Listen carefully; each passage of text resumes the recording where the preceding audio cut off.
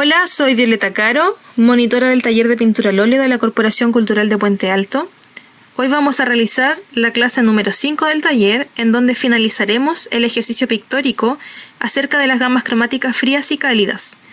Y que en esta oportunidad vamos a concluir con las gamas frías.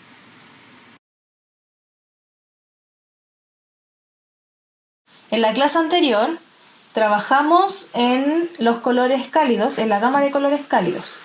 En esta oportunidad vamos a trabajar en esta zona en la gama de colores fríos. Recuerden que uno igual puede ir aplicando colores fríos dentro de una gama cálida, siempre y cuando estos no sean en mayor cantidad, no predominen.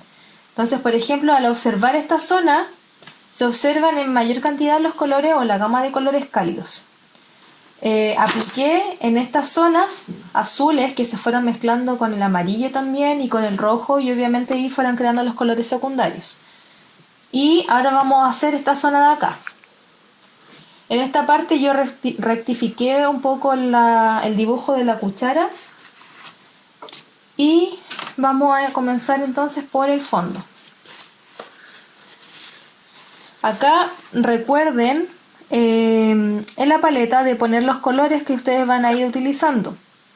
La idea siempre es planificar un poco los colores que vamos a utilizar antes de comenzar a pintar.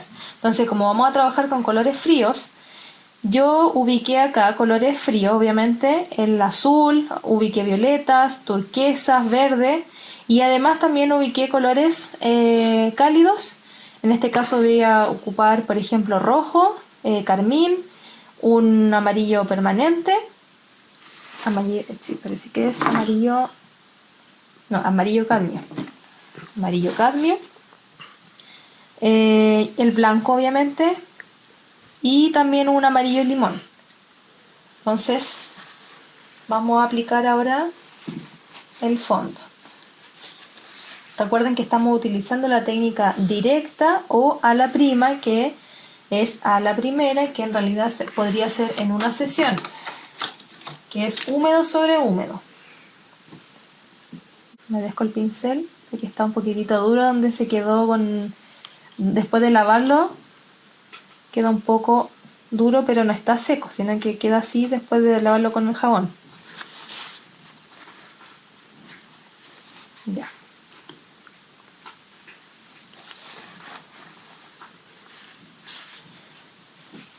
Entonces, vamos a agregar. Vamos a dar una transición del color azul que había acá.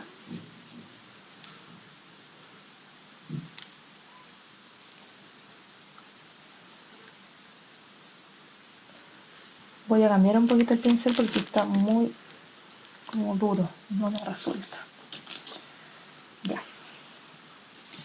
Con este, sí. Lo ideal siempre es como ir empezando primero con las pinceladas más grandes, con los pinceles más grandes, y después ir, acá le apliqué mucha trementina, ir después trabajando con los pinceles más delgaditos cuando vamos trabajando, por ejemplo, espacios más pequeños.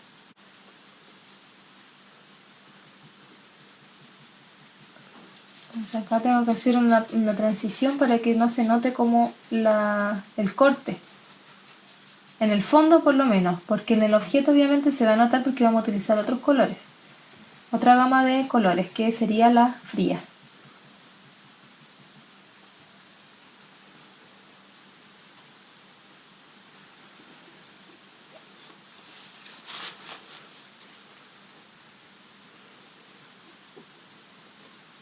Bueno, y para esta técnica también lo ideal es dejar la pincelada y no marcarla tanto encima. Claro, obviamente al principio cuesta porque uno trata de ir marcando, de ir rectificando como el color, de repente queda como una pincelada, uno marca aquí y queda como la marca del pincel, o sea, donde empieza el pincel, entonces obviamente uno va rectificando eso. Pero la idea es como ir dejando la pincelada y no marcar mucho encima. ya no darle tantos toques, sino que como al primero, al segundo toque, ir moviéndolo, pero obviamente no tocarlo más porque ya empieza como a mezclarse demasiado y ahí obviamente se comienza como a perder un poco se genera como un color como muy sucio. Entonces la idea es que se vayan notando igual los colores que vamos aplicando. Entonces acá voy a ir cambiando un poco. Voy a ir aplicando.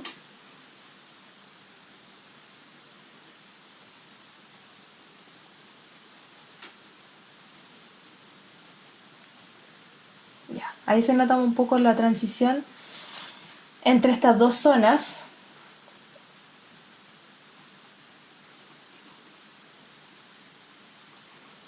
Ya. Y ahora voy a pasar obviamente más a los colores, a la gama de colores cálidos, fríos, perdón.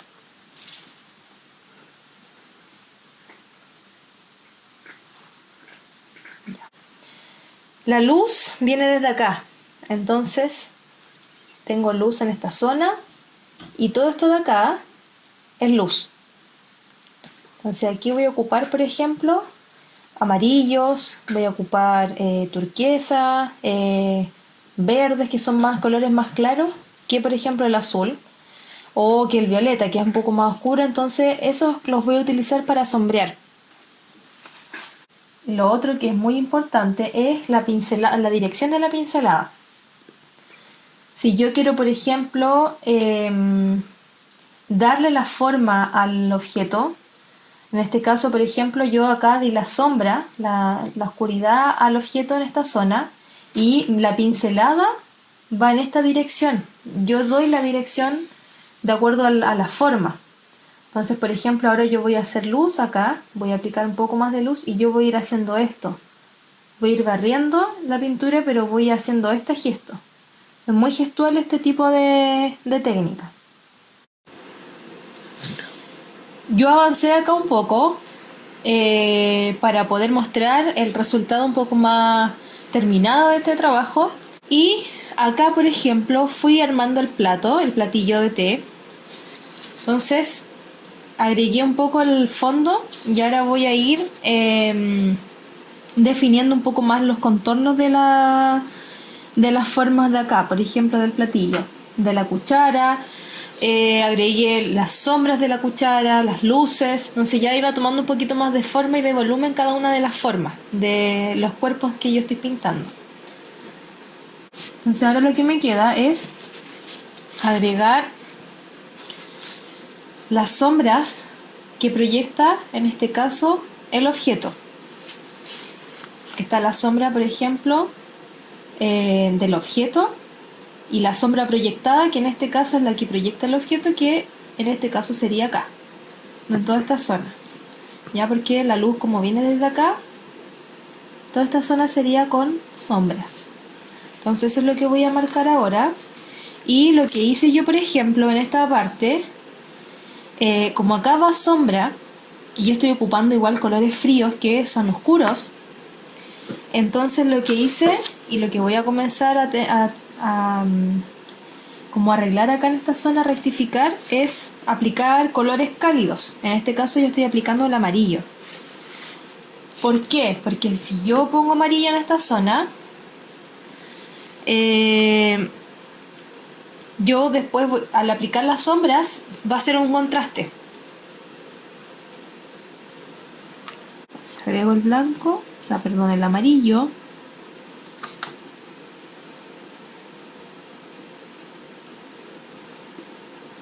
Con mucho cuidado, ir moviendo las pinceladas que ya había marcado anteriormente con las líneas. Esas líneas que hice acá de sombra, hay que tener mucho cuidado de repente cuando uno marca líneas muy delgadas, porque una pasada uno se equivoca y mueve todo.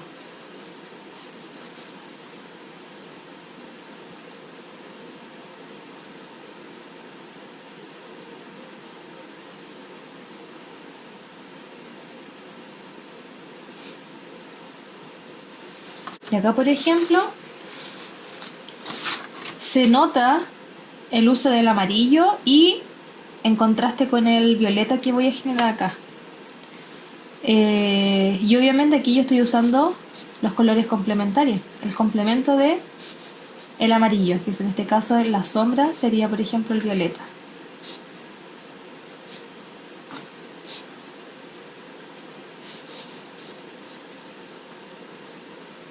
Y así la idea también es ocupar en su trabajo todo lo que hemos aprendido acerca de la teoría del color, de los colores complementarios. Los colores complementarios se utilizan bastante siempre para ir armonizando la pintura, para generar un equilibrio. Y aquí yo voy a ir también generando transiciones entre los colores.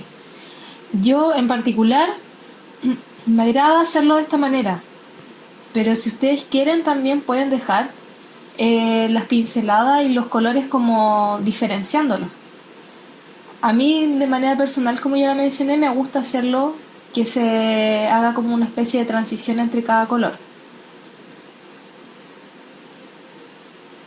Por lo menos en el fondo. Que por ejemplo acá yo dejé marcas. O sea, lo que nos estamos centrando en este momento es en el objeto. Entonces el fondo en este caso yo no le estoy dando protagonismo tampoco.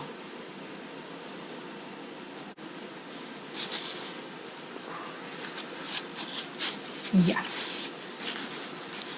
Ahora entonces lo que voy a hacer es aplicar las sombras.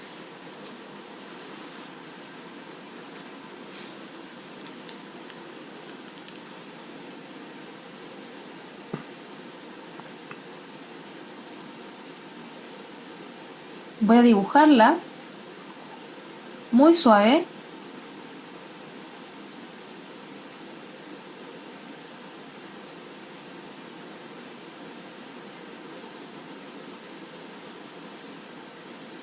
Voy a pasar al otro lado. En este caso, la idea es que obviamente ustedes lo trabajen húmedo todo. Ya yo acá lo tenía más seco, que dejé pasar algunos días, entonces la idea es que esté húmedo.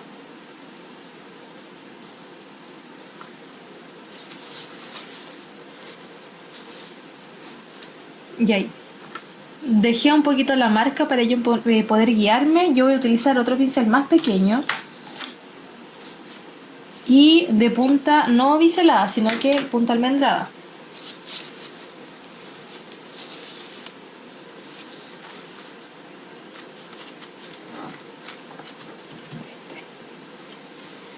Y voy a aplicar un violeta. Porque en este caso la sombra proyectada es más oscura, por ejemplo, que el platillo.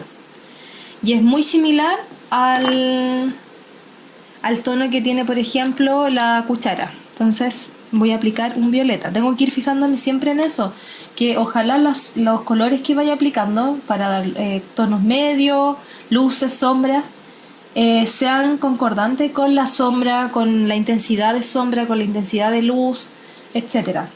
O sea, por ejemplo acá yo estoy aplicando un violeta porque obviamente la sombra que yo estoy viendo acá proyectada es muy similar a lo que genera la cuchara, por ejemplo.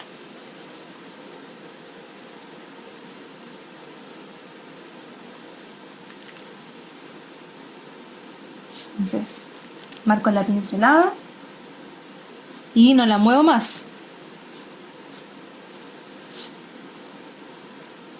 Acá con mucho cuidado, por ejemplo, en los contornos.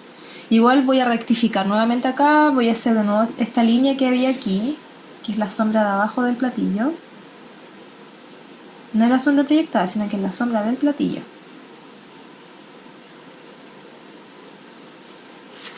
Ya. Marqué ahí y voy a agregar un poquito también de azul, porque la idea es que no quede plano. Hay que agregar matices, porque las sombras no son tampoco tan planas, siempre tienen distintos matices igual.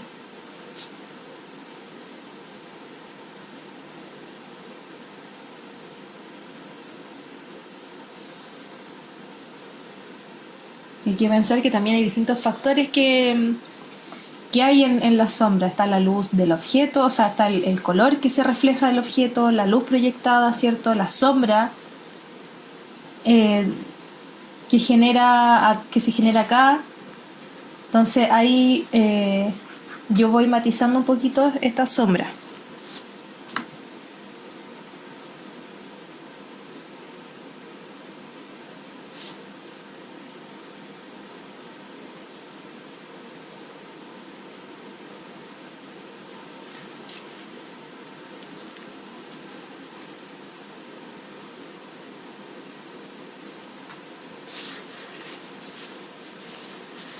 Y en este lado de acá yo voy a agregar un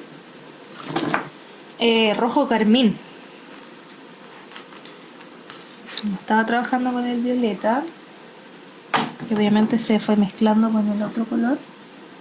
Entonces me voy a rectificar de nuevo el violeta para que no sea tan diferente la sombra hacia el otro lado. Y puedo ir mezclando también con el carmín para ir haciendo una transición también de las sombras.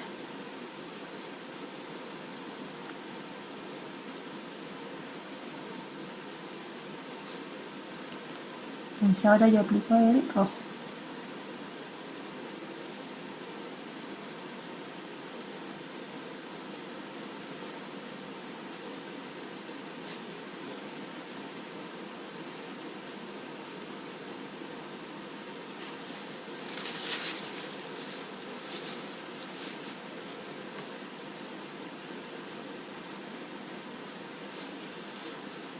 Y hacia acá en los bordes voy dando unas pequeñas pinceladas como para ir suavizando un poquito los contornos, para que no quede tan marcada, tan fuerte la sombra. Que en este caso la sombra no es tan marcada tampoco. Depende también de la sombra proyectada que tengan ustedes del objeto.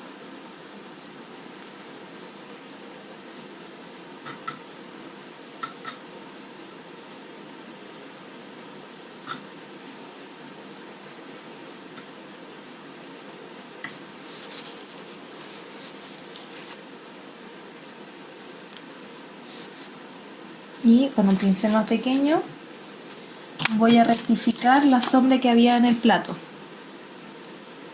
En este caso era azul.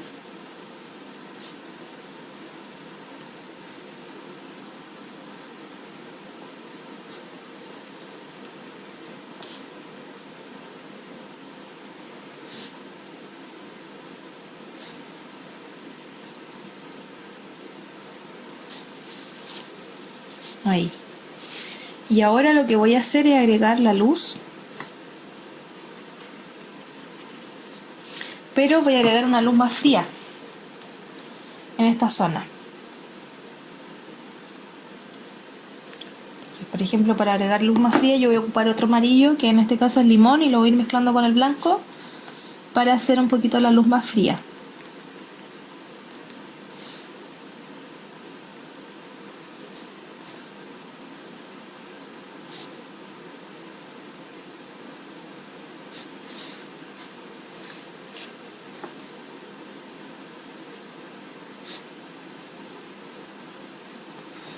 Ahí. Y de acuerdo a lo que yo observo, por ejemplo, en esta zona también llega un poquitito de luz, un reflejo. Se voy marcando de a poquitito y lo dejo ahí, no muevo mucho.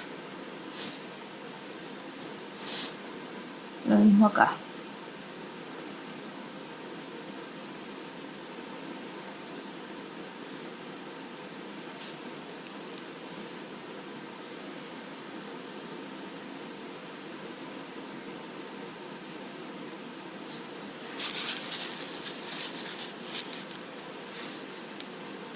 Y voy a marcar un poquito más también la sombra proyectada de la cuchara.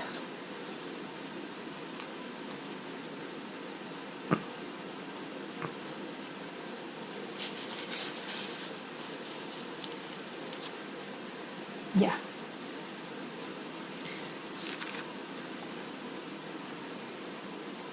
Voy a ir rectificando nomás las últimas cositas que quedan.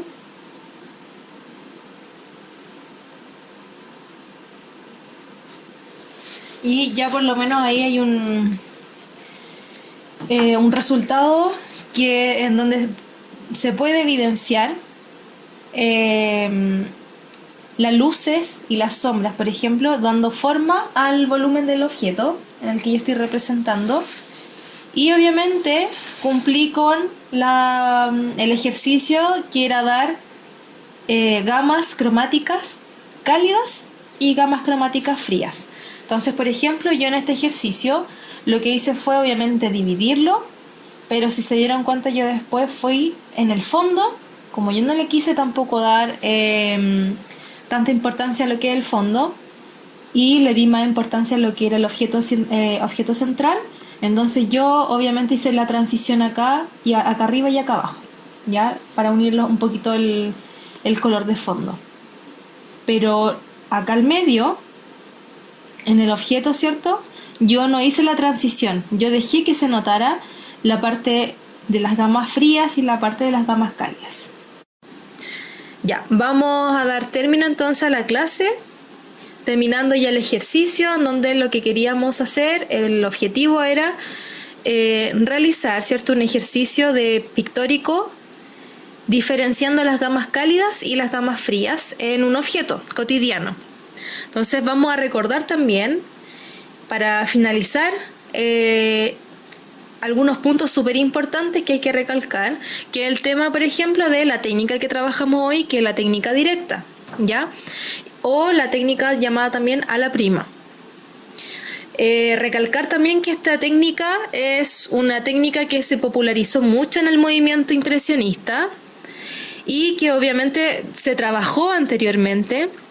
Es súper importante también recalcar eso, que anteriormente al impresionismo se trabajó, pero eran algunos maestros en particular que trabajaron esta técnica, pero donde más se popularizó y en donde se utilizó, obviamente, con todos los artistas, ¿cierto?, los maestros de pintura de esa época lo utilizaban, era en el impresionismo, ¿ya? Y ahí ganó mucha más fuerza esta técnica, porque obviamente les permitía a los artistas salir al aire libre, a pintar las diferencias de luz en cada uno de los paisajes, de los objetos que ellos fueron observando. Bueno, principalmente también decir que esta técnica es muy gestual e instintiva, ¿ya?, debido también a la aplicación de la pintura por medio de las manchas y obviamente por la inmediatez que requiere esta pintura. Vamos a recordar algunos pasos para que ustedes tengan súper claro al momento de pintar con esta técnica, ¿ya? Por ejemplo, siempre trabajar con un soporte o sobre un soporte con un color de base, con una imprimatura, ¿ya? Nunca en blanco. Al estar en blanca, lo que puede pasar es que quizá a ustedes les puede generar más distracción o no van a saber cómo empezar porque va a estar obviamente en blanco, no sabemos por dónde partir. Lo otro es que recuerden que el dibujo, cuando nosotros vamos a dibujar, no es necesario acá que sea muy elaborado, sino que con manchas, con simples trazos, una especie de boceto muy rápido, nosotros podemos ir trabajando la ubicación, la composición, ¿cierto?, de la distribución de los objetos en el espacio.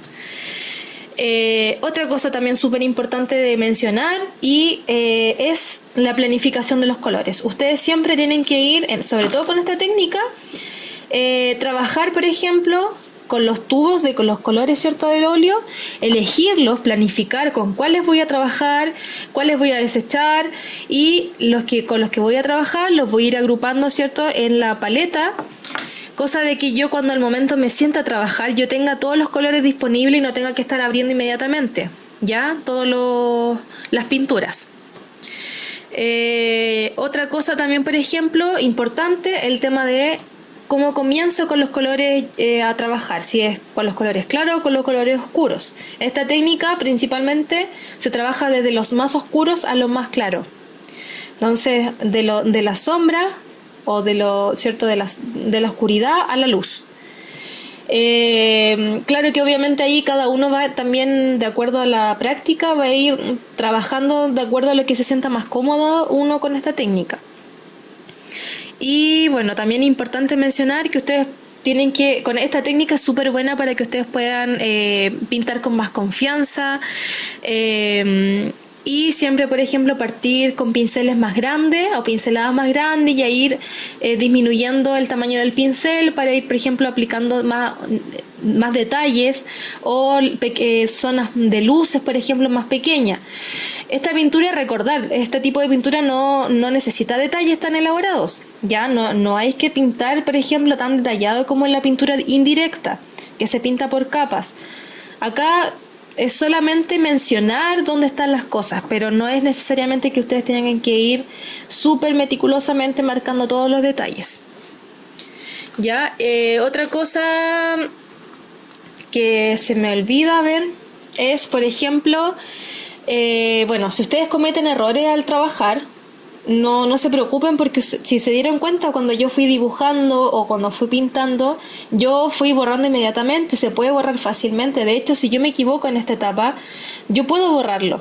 Así que no se asusten tampoco cuando vayan aplicando y estén súper avanzados en su trabajo y se equivocan y dicen, pucha, no voy a poder trabajar, ya no puedo hacerlo de nuevo. Entonces, claro, el óleo lo que permite es que yo puedo borrarlo. Yo en este momento, si yo me equivocara, yo puedo borrarlo. Yo puedo sacar, por ejemplo, en estas zonas que son como más empaste, yo puedo arrastrar la pintura, sacarla y vuelvo a pintar y a rectificar todo los errores que cometí. Así que no se preocupen si se equivocan una y otra vez. Sí, esa es la idea también, de ir aprendiendo y de ir practicando con esta técnica.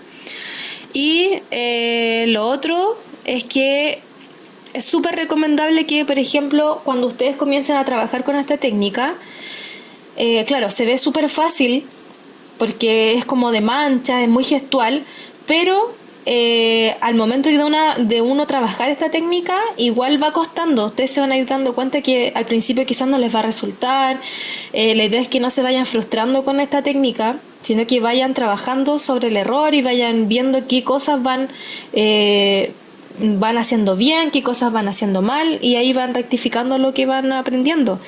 Y lo otro que es súper importante es que para aprender quizás esta técnica es súper bueno que ustedes puedan observar, investigar también algunos maestros de pintura que trabajaron con esta técnica, sobre todo el impresionismo. Entonces es súper importante que ustedes puedan tomar como referente a algún artista, algún pintor en particular, y puedan tomarlo como referencia, ir observando, por ejemplo, sus obras, las pinceladas, cómo van trabajándolas, acercarlas.